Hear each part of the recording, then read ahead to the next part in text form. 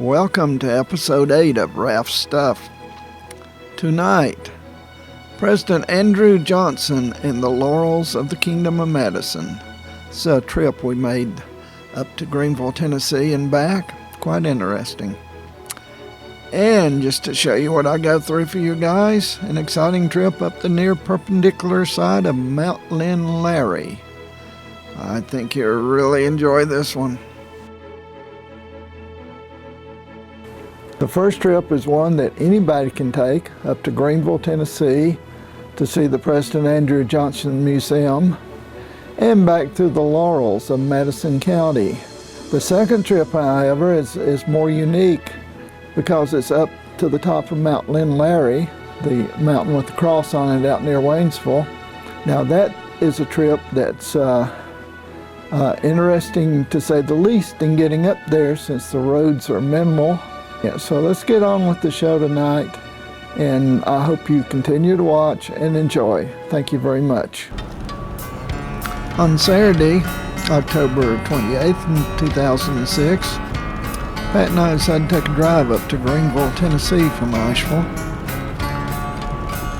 This was coming up on their 12th wedding anniversary, and I promised her a little trip just to get away. This film starts where we turn off near Hot Springs and go up Highway 209 toward Greenville. After we cross the Tennessee line, the number of the road changes, I believe, to Tennessee 70, but they call it the Asheville Highway for obvious reasons. Used to be, this was one of the few good ways into Greenville, Tennessee. We're going through a rather remote area of Madison County, often called the Kingdom of Madison, after the title of the book by the writer Manly Wade Wellman, one of the histories of the county. Over to the right is an area that's called the Laurels of Madison County, such as Shelton Laurel, where the infamous Civil War massacre took place, Sodom Laurel, Big Laurel, and several others. When we come back from Greenville, after we see the President Andrew Johnson Museum in downtown Greenville, Tennessee, we get lost in the Laurels, and we'll take you along with us. Luckily, we had satellite navigation on board with their trusty GPS receiver, so there was no question of us finding our way back out again. There has been some question in the past. You were, for example, a government revenuer, that you might not find your way back out of the Laurels. Quite a few stories along those lines.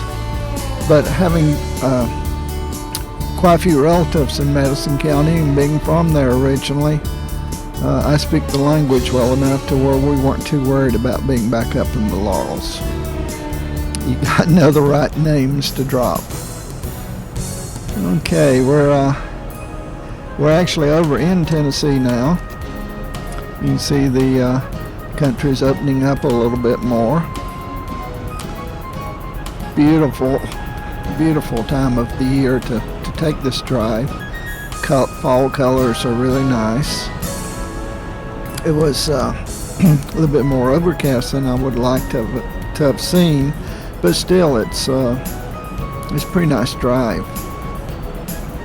This country is still very much underpopulated compared to the area just around Asheville. So it's always a relief to get away from so many people sometimes. So we're making good progress. I wish you guys could see this in true high definition, which is the camera I'm using. Okay, we're in Tennessee now, in Greenville, Tennessee, at the Andrew Johnson Memorial. President Andrew Johnson, of course, was the Vice President of the United States when Abraham Lincoln was assassinated and became president. He's also one of only 2 presidents who's ever been impeached. And like President Bill Clinton, he was also acquitted. Andrew Johnson was the only president ever elected who made his own clothes. He was a tailor by trade. And this is his actual tailor shop. They've since built a museum around it, or moved it into the museum, I suppose. But you can still see the original tailor shop that was in Greenville, where Andrew Johnson spent many an hour sitting on that tailor's bench in there, talking politics and making suits for the gentry. There's some pretty neat sound effects of scissors clacking and people walking across the floor that they play as you walk around the building and look. Can't go inside, but it wasn't very big. This is a wedding coat that was made by Andrew Johnson, and I purposely left in this reflection of me filming just for the fun of it. But here now you can see the coat. Of course, it was a style of the 1840s or 50s and not something we'd wear today. This is what the tailor shop looked like in a photograph that was taken back in the 19th century. Of course, it was rather dilapidated even by then, but it's since been restored.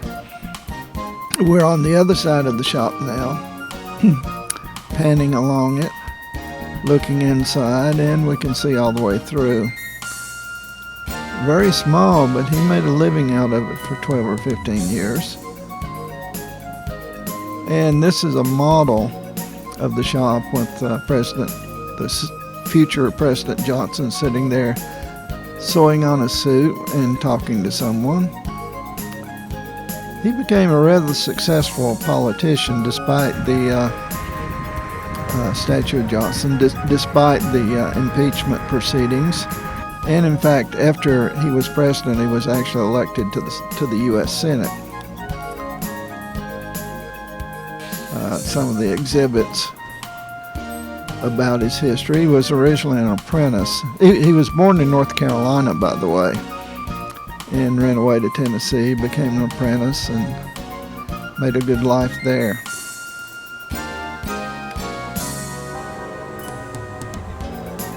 And this again is outside the Visitor Center.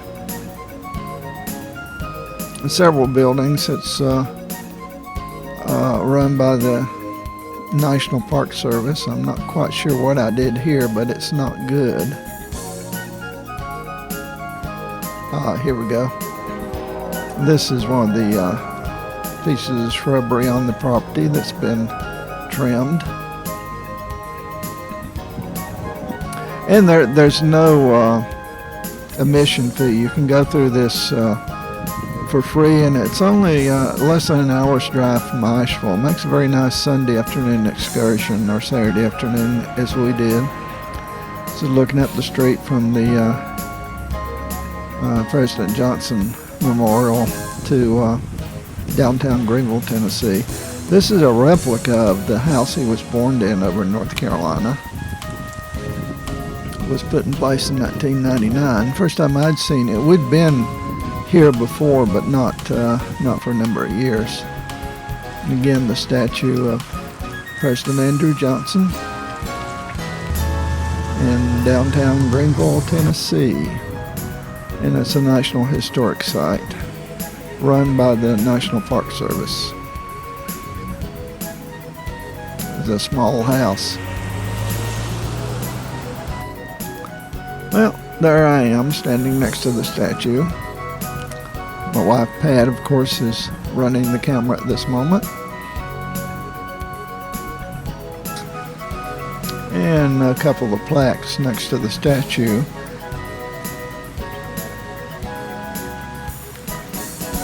His great-granddaughter, Margaret Johnson Patterson Bartlett, was the one who donated this particular statue.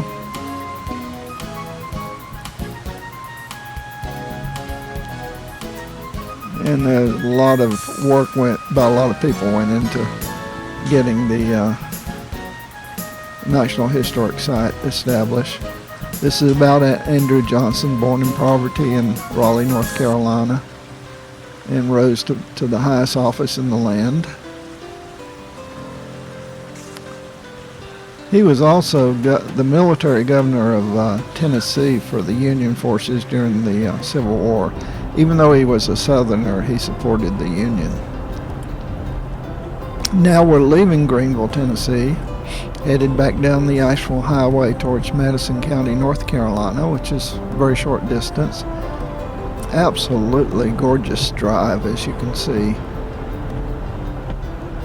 Those trees and mountains, the fluffy clouds and the blue sky. What more could you ask for? This is a wonderful drive, and I'm glad we are having this opportunity to share it with you.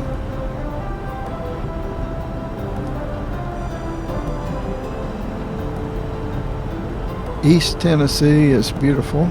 Perhaps not quite as beautiful as Western North Carolina, but I may be somewhat biased on that opinion, being a native of these mountains here in North Carolina. Still, it is awfully nice. And of course, we'll be heading through those mountains in just a few moments, a few minutes of driving.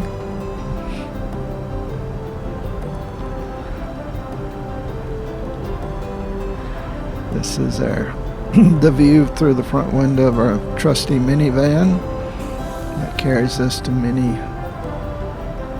wondrous places, especially within the mountains of North Carolina and East Tennessee, northern Georgia, northern South Carolina, southern Virginia. This is the dam just where they generate power, I guess, for the city of Greenville. We crossed over it. And heading on down the highway. Some of those trees, like the one on the left there, is really, really nice. I started mentioning a little bit earlier about high definition. We're shooting this in high definition, but unfortunately URTV can't nor most TV stations can't broadcast high definition yet. So we have to down convert it to what's called standard definition. So you lose a lot of the fantastic definition that's actually on the tape here. Look at that. That's incredible. 12 miles on National Highway. I saw the sign for Asheville is 50-some miles. Of course, many of those miles to get to Asheville this way are up and down and sideways and around, and some of the curves, as you'll see when we get over into the Laurels, are of the type where you meet yourself coming back, to use the old cliche. And in fact, watching the screen of our GPS, some of them looked like the roads were being tied in knots. It was amazing.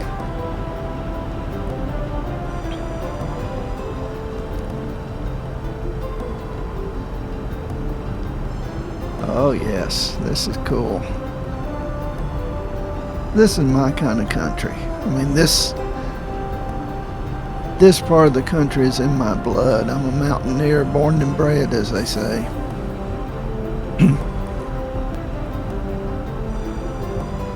You cannot help but feel a thrill when you see scenery like this.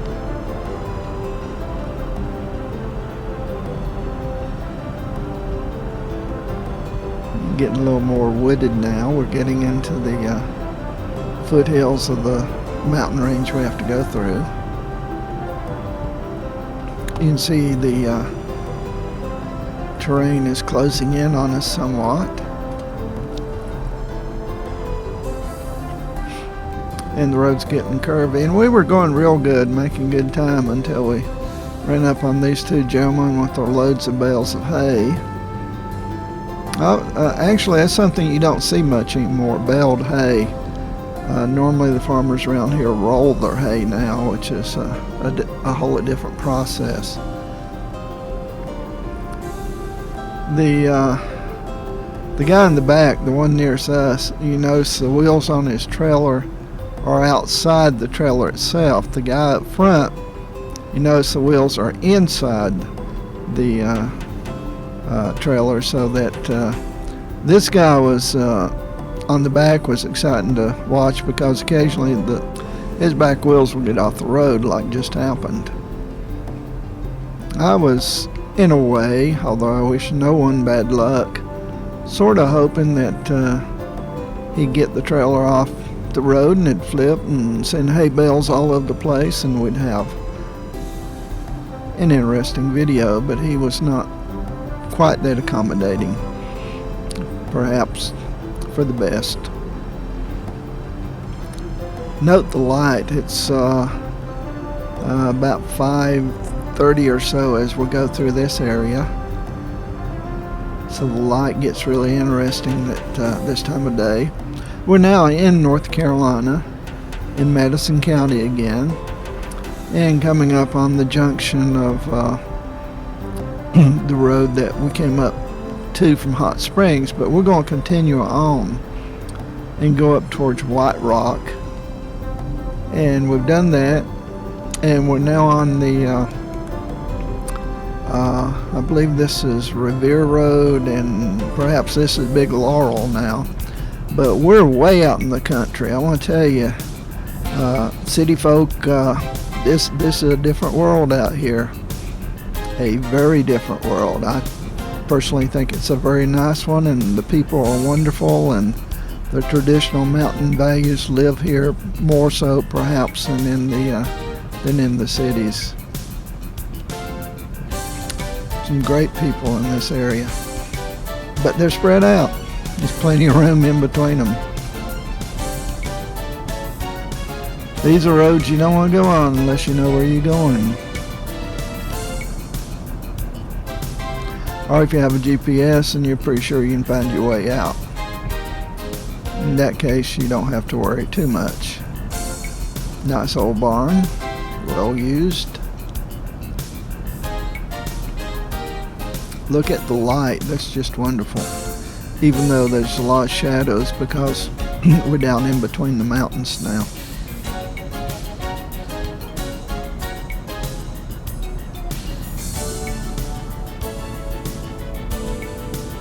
And look at the light on the mountains up ahead of us.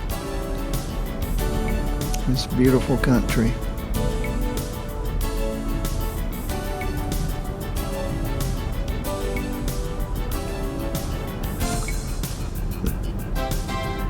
And we're coming up on a church. There are quite a few churches out in here.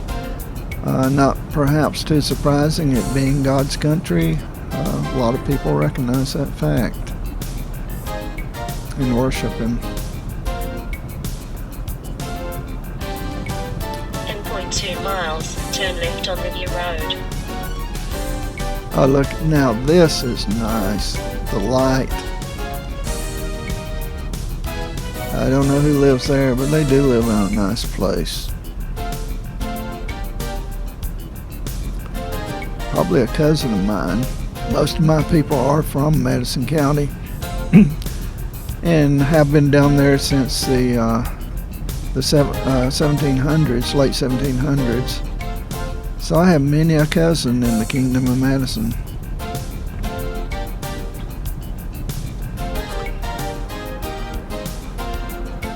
And here we go down another mountain.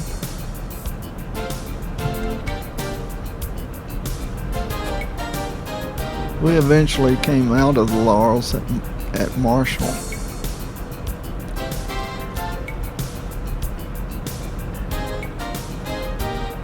Another church. This is truly an exciting trip up the near perpendicular side of Mount Lynn Larry. Mount Lynn Larry is one of the highest peaks of the Smokies at 6,280 feet. It's privately owned and is the site of the large lighted cross that you can see from Waynesville and Maggie Valley. The cross, which is 60 feet high, was built some 42 years ago by General Larry, who changed the name of the mountain from Jones Knob to Lynn Larry, Lynn being his 15-year-old daughter who had died of leukemia, and he decided to make this memorial tour, and it's become a widely known Christian symbol. The road going up the mountain is private. You gotta go through a gate. We had permission, of course, to go up and film. This was actually done for a part of a paying job, but I got to use this part of the video. That's one of the caretakers in front of us who had to go ahead of us to open the gates. This road is a whole lot steeper than it looks, and we went for several miles up a road not better than this to get up to this area. So we're probably approaching 6,000 feet now, and as you can tell, it's rather rough, the drive. We're in a four-wheel drive truck, so there's no way a regular vehicle could have made up this far. We're getting on up the hill, as they say. And of course, there's some asphalt been put down just simply because it's far too steep to get up otherwise during bad weather. This part of the road's only for the caretaker to get up to take care of the cross on the top, and there's barely room enough for one vehicle to turn around at the top of the mountain. So this is something most people don't get to see, at least up this close. There is a nice scenic overlook on the parkway where you can see the top of the mountain, and of course when the cross is lit, it's easily seen from a very wide distance. Even on I-40 you can see it as you're going through western North Carolina. Evangelist Billy Graham dedicated the cross when it was first put up over 40 years ago. That's a light pole or electrical pole to the right. Obviously they have electricity or they couldn't light the cross at night. And here we go. This is the plaque on a rock next to the cross.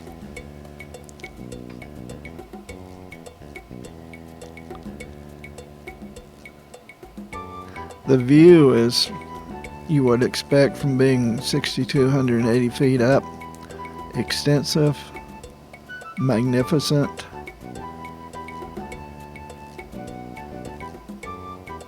And pretty much above everything else. Very few mountains in western North Carolina higher than the Mount Lynn Larry, and then most of them not much. Even Mount Mitchell, I believe, is 6,600 or something like that. Anyway, it's only 400 or 500 feet higher than this mountain. A little hazy, but you can certainly see a long distance away. That was Waynesville we were looking down on just before. Now we're looking more west towards Tennessee. In fact, a lot of the distant mountains there are in Tennessee. That's Cataloochee, over the ski resort over in the area we're looking at. And down below to the in this direction is Maggie Valley.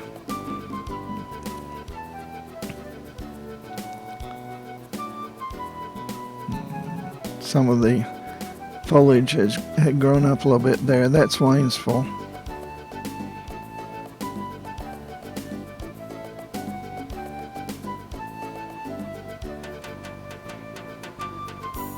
There were a lot of trees and underbrush up there. It's not above the tree line like Mount Mitchell, for example, which is a little bit more desolate than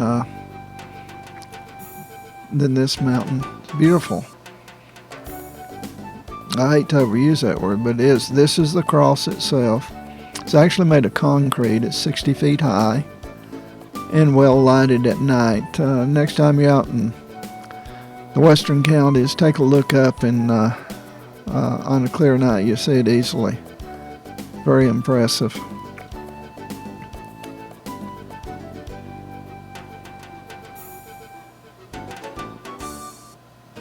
Okay, now we're heading back down the mountain, which was, if anything, even more fun than going up the mountain, because these are not roads that one would like to travel on often, and certainly not in bad weather. Guy in front of us was a bear hunter, or is a bear hunter, and was pointing out the various bushes that with berries on them that the bears eat, and there aren't a number of bears in this whole area. And luckily we did not meet one.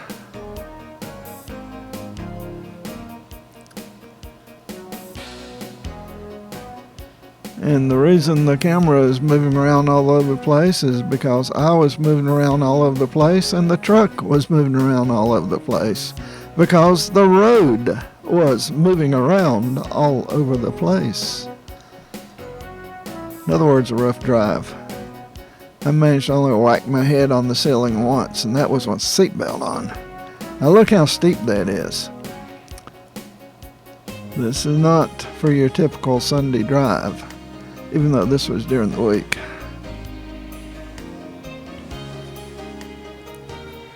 This footage was shot on a video job I had of doing the background scenes for a forthcoming movie.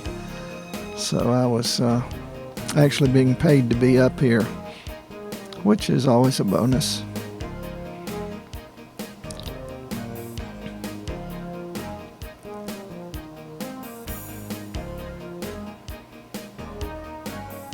Yep, a bit rough. Yet, despite the roughness, although the road's a little bit better lower down, it's not much better. There are some multi-million-dollar homes being built up here on the side of the mountain. I didn't film any of those out of respect for privacy, but there were a few rather impressive houses. Go to ralphwroberts.com to see this show again.